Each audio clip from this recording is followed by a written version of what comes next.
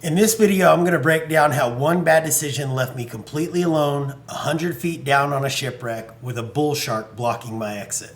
Welcome back to Generations Below. We're a father-son dive team. We're not instructors, we're not pros, just everyday divers sharing tips, tricks, and gear reviews.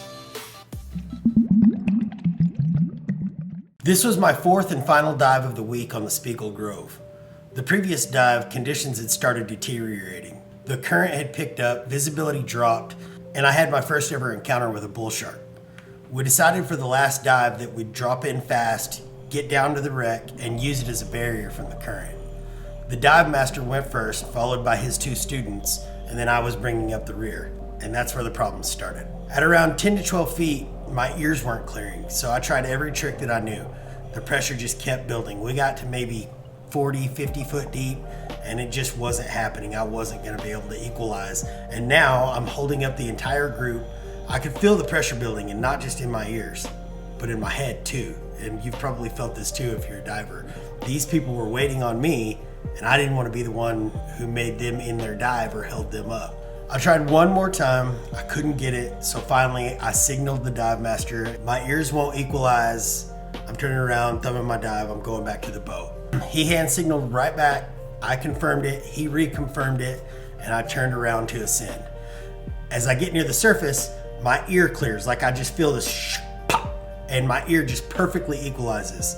And right then I made a decision that I'll regret for the rest of my life. I turned back down the line.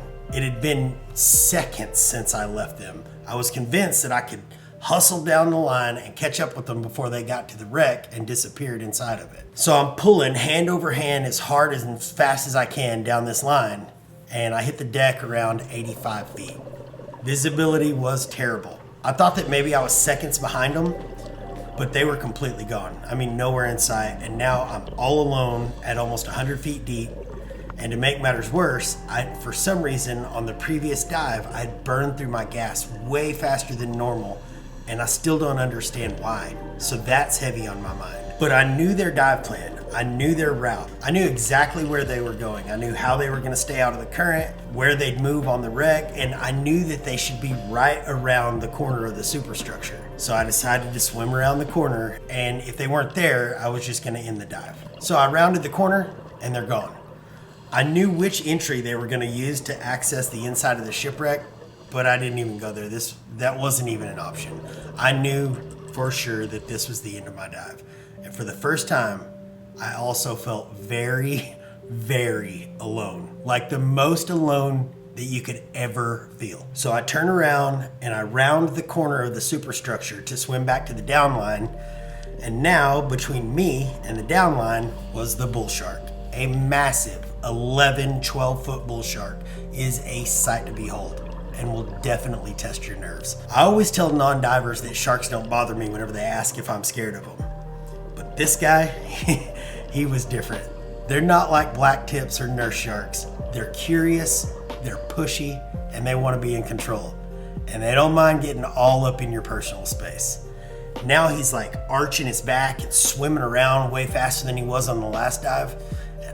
I'm in trouble. This is the first time I've ever felt fear on a dive. It's that sinking feeling that you get in your stomach, like you know that you've messed up. Kind of like when you're falling, but you haven't hit the ground yet. So I tucked behind part of the wreck, gave him his space, and waited for what felt like forever. Eventually, he moved off just enough for me to make my move. I grabbed the downline and I started making my way up, but it wasn't over. The current was ripping, and I mean, it was whipping me like a flag in the wind. I'm holding on to it, and I'm completely horizontal to the downline. I mean, it's blowing. The visibility was maybe 15, 20 feet at best, and in my head, all I could picture was this shark. I know he's still down there, and he knows exactly where I am. I just kept waiting for him to come busting through that haze, just full tilt boogie with his mouth open right out of the blue. It was one of the most intense safety stops I've ever done. I held that line, eyes just scanning nonstop, just praying he didn't come charging through that cloud. Luckily, the safety stop was uneventful, and I surfaced with a little bit of shame, and I climbed aboard the boat. But I was rattled. It was poor decision making overconfidence. I still think about that moment. Not just being alone, but knowing I talked myself into a bad call because I didn't want to hold people up or miss out on my dive. It's a good reminder that underwater, your pride doesn't matter, your safety does. And I think the biggest lesson that I learned that day is if you thumb a dive, that's it. It's final. You're done. You're turning around. That dive master had no idea I went back down. And the boat had no idea that I had ever even separated from them. It was just an all-around poor decision that led to a bad situation. Look, I'm sure the hate's gonna roll in on this one, y'all, and there's gonna be stuff all in the comments section, but I hope this helps someone out there dive safer and not make this same mistake. Hey, I wanna know the worst decision you've ever made on a dive. Drop it in the comments, we'll talk it through. If you have questions, leave those in the comments too, and I might make a video addressing it. If this helped, make sure you smash that subscribe button because we have a lot more content like this coming. If you're new to the channel, here's something awesome. We hide real treasure underwater. We call it the hunt. If you find one of our hidden coins, you win actual high-end dive gear from brands that we trust. You can check out those treasure drops and the clues on where to find them right here on the channel. The hunt is on.